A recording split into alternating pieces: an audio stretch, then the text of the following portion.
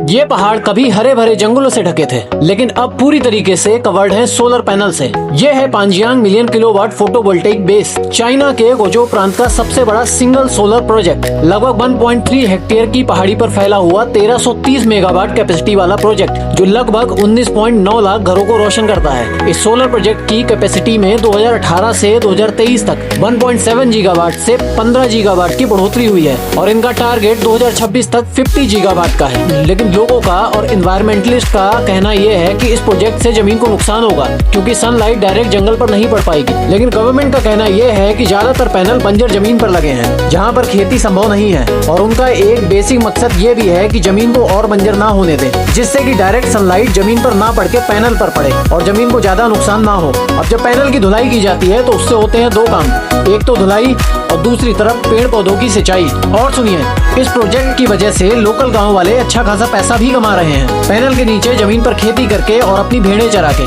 और तो और ये प्रोजेक्ट टूरिज्म को भी अट्रैक्ट कर रहा है, जिसकी वजह से कलेक्टिव रेवेन्यू भी शेयर किया जा रहा है।